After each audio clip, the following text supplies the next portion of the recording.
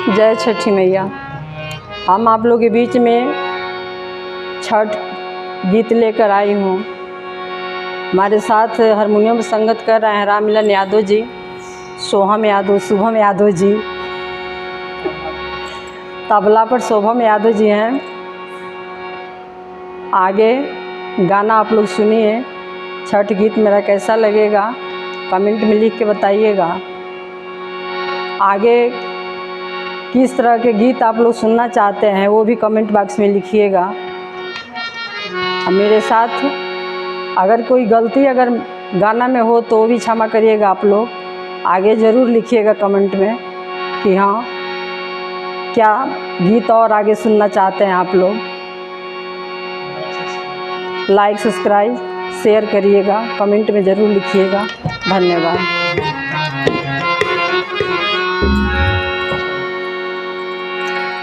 राम जी के बाग में नींबू आया ईसन फलवा लाल, छठी चलली नेबू तूरे। राम जी धैनिया चरिया लाल, छठी चलली नेबू तूरे।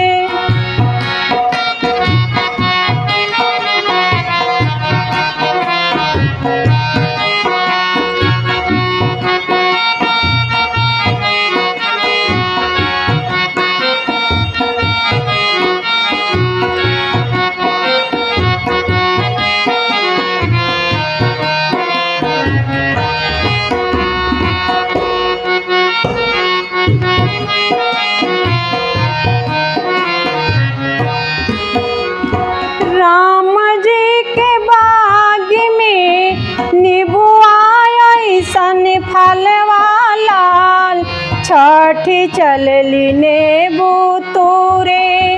राम जी धैनिया चरिया लाल, छठी चलली नेबू तूरे।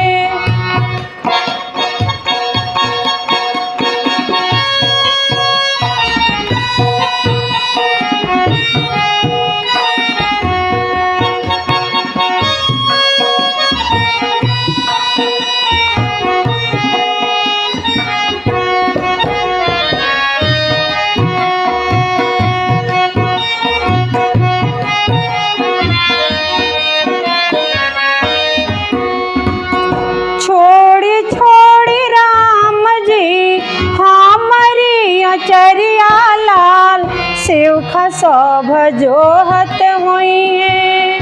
ओटिया पर बटिया लाल, शिवखा सब जोहत हुई है।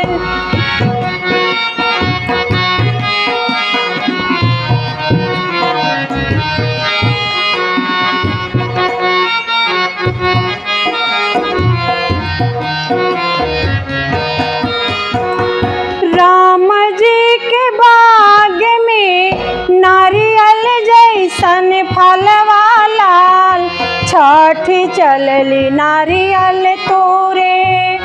राम जी धैनिया चरिया लाल, छठी चलली नारियल तोड़े।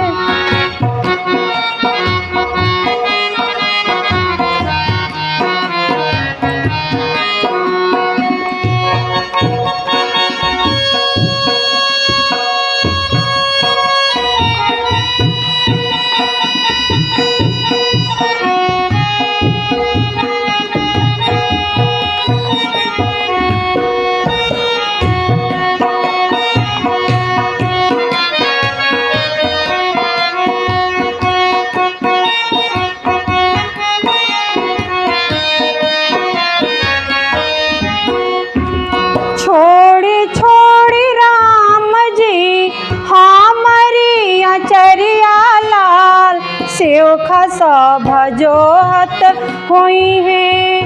ओटिया पर बटिया लाल, शिवखा सब जोहत हुई है।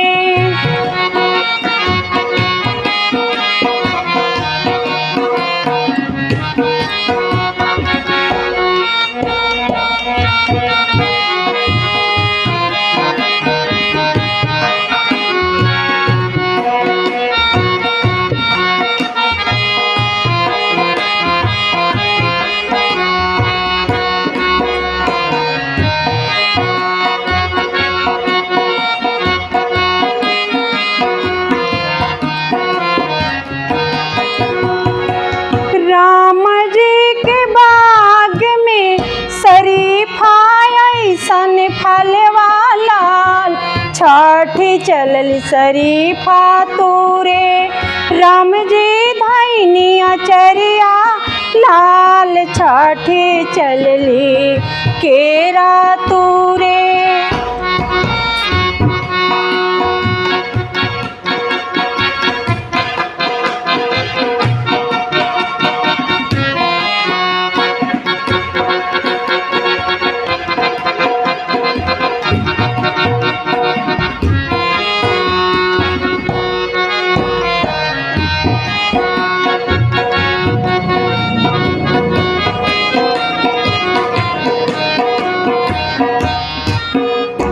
छोड़ी छोड़ी राम जी हमारी अचरिया लाल, सियोखा सब जोहत हुई हैं ओटिया पर बटिया लाल, सियोखा सब जोहत हुई हैं।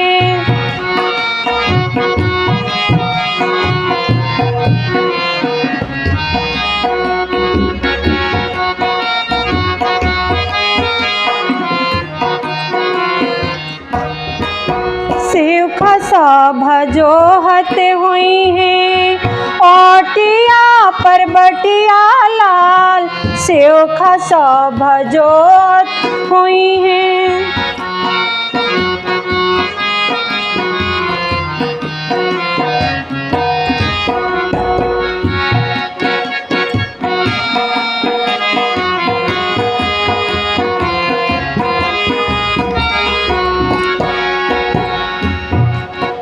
राम जी के बाग में नेबुआ ऐसन फलवा लाल, छठी चलली नेबू तूरे, राम जी धैनी अचरिया लाल, छठी चलनी नेबू तूरे।